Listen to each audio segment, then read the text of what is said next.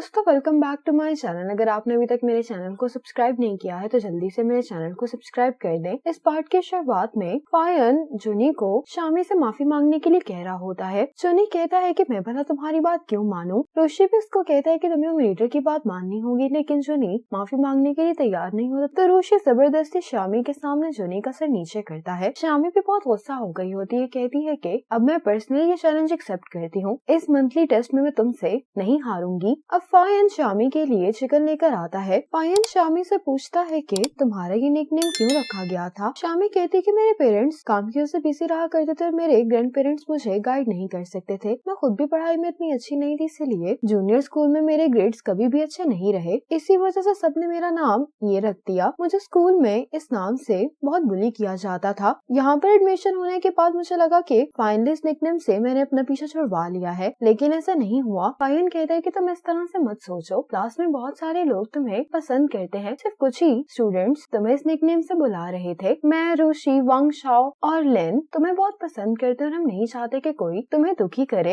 ये सुनकर शामी का मूड पहले से बेहतर हो जाता है। अब रोशी जुनी को खींचकर ग्राउंड में ले आता है। ये जुनी से कहता है कि हम 100 मीटर की रेस करते हैं। अगर मैं जीत गया तो तुम शामी और फायन से जाकर माफी मांगोगे, लेकिन अगर तुम जीत गए तो फिर मैं तुम्हें आज से ब्रो कहकर बुलाऊंगा। जुनी कहता है कि तुम मुझे बास्केटबॉल में तो हरा सकते हो, लेकिन रेस में नहीं। लेकिन इस रेस में रोशी जीत जाता है। अब रोशी जुनी को लेकर शामी के पास आता है। जुनी शामी से कहता है कि मुझे तुम्हें उस नाम से नहीं बुलाना चाहिए था, प्लीज तुम मुझे माफ कर दो। शामी जुनी को माफ कर देती है। अब रोशी शामी के पास आता और इससे कहता है कि तुम क्या लिख रही हो। इतने में जुनी रोशी को धक्का दे देता है, जिसकी वजह से शामी का मैन्युस्क्रिप्ट नीचे गिर जाता है। रोशी के पाँव के नीचे आने की वजह से खराब हो गया होता है। ये देखकर शामी बहुत गुस्सा हो जाती है। जुनी तो इससे माफी मांगकर फौरन यहाँ से भाग जाता है। रोशी शामी से कहता है कि तुम फिक्र नहीं करो, मैं आज तुम्हें ये कॉपी करके दे दूंगा। अब रोशी सारी क्लासेस में बैठकर शामी का मैन्युस्क्रिप्ट कॉपी करता रहता है और अपने वादे के मुताबिक शामी को ये मैन्युस्क्रिप्ट कॉपी करके वापस कर देता है। शामी इसको देखकर कहती है कि मैंने तुम्हें माफ किया। रोशी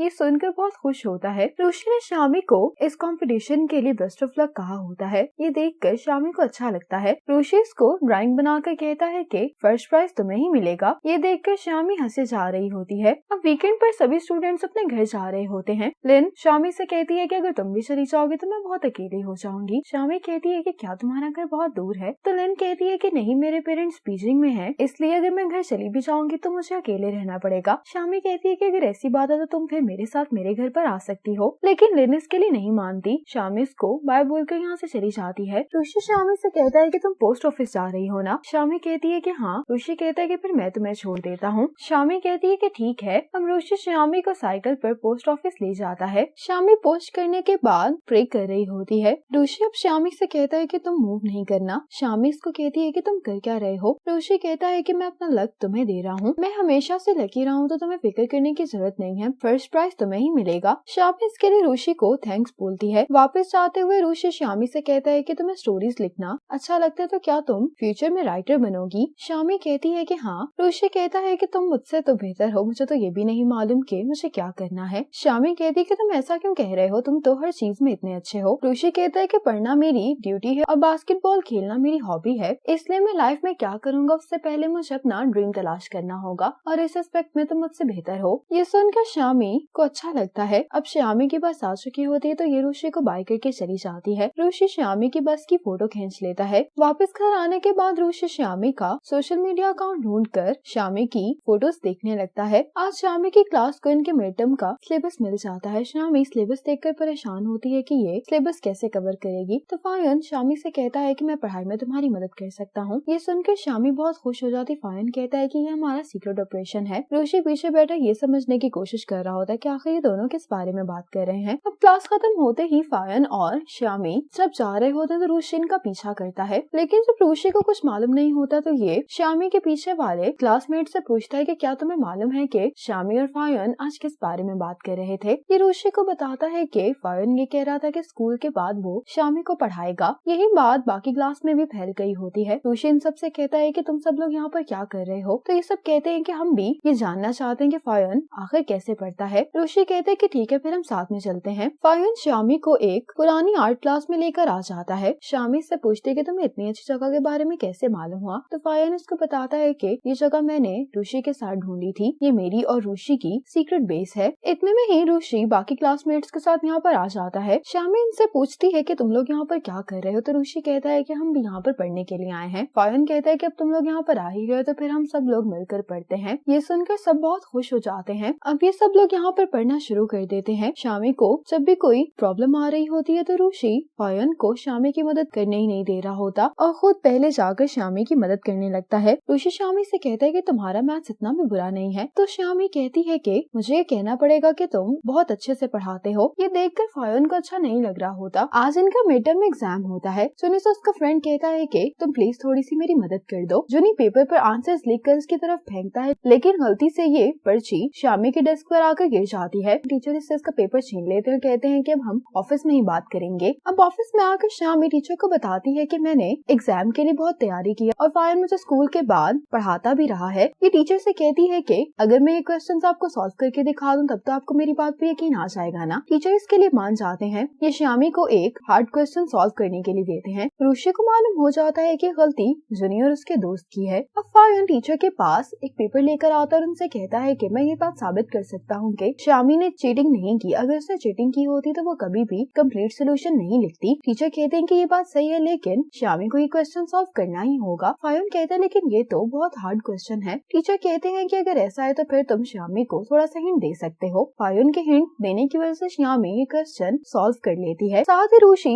जुनी और इसके दोस्त को यहाँ पर लेकर आ जाता है, जो कि टीचर से माफी मांगते हैं कि हमने चीटिंग की थी। बाहर आने के बाद शामी फायन को थैंक्स बोलती है कि आज तुम बिल्कुल एक हीरो की तरह मुझे बचाने के लिए आ गए। ये देखकर रुशि शामी से कहता है कि तुम्हें नहीं लगता कि तुम किसी को भूल रही हो। शामी रुशि को जूनियर इसके दोस्त को पकड़ने के लिए थैंक्स बोलती है। इसके साथ ही यहाँ पर जुनी आ जाता है, जो कि शामी से माफी मांगता है कि मेरी वजह से तुम्हें मुश्किल हुई है। शामी कहती है कि मैंने तुम्हें माफ किया, लेकिन तुमने चीटिंग की है, इसीलिए ये बैट हम जीत गए हैं। जुनी इस पर मान जाता है। आज क्लास में टीचर आकर मिड टर्म एग्जाम का रिजल्ट अनाउंस करती है। इनकी क्लास ने टॉप किया होता है। टीचर शामी की बहुत तारीफ करते हैं कि इसने कम वक्त में बहुत इम्प्रूव किया है। अपनी तारीफ सुनकर शामी को बहुत अच्छा लगता है। अब टीचर एक और अनाउंसमेंट करती है कि इस साल का बास्केटबॉल मैच होने वाला है, तो ये जुनी से कहती है कि तुम्हें बास्केटबॉल टीम बनानी होगी। इस काम के लिए जुनी बहुत एक्साइटेड हो जाता है। रुशि जब बास्केटबॉल कोर्ट में आता है तो ये टीम देखकर हैरान हो जाता है और जुनी से कहता है कि तुमने कैसी टीम बनाई है, मैंने तुमसे कहा भी था कि फायन और लुदायो अच्छे प्लेयर्स हैं। रुशि कह रहा होता है कि हमें अपनी टीम में दोनों को शामिल करना होगा, लेकिन जुनी कहता है कि अगर मैंने अब उन्हें जाकर बुलाया तो वांग शाह मुझ पर बहुत हंसेगी, और वैसे भी तुम इतना अच्छा बास्केटबॉल खेलते, मुझे पूरा यकीन है कि तुम दूसरी क्लास से जीत जाओगे। लेकिन टीम अच्छी ना होने की वजह से रुशि भी कुछ नहीं कर पा रहा होता और ये लोग मैच हार रहे होते हैं। ये देखकर इनकी पूरी क्लास अपसेट हो जाती है। अब फायन और लुदायो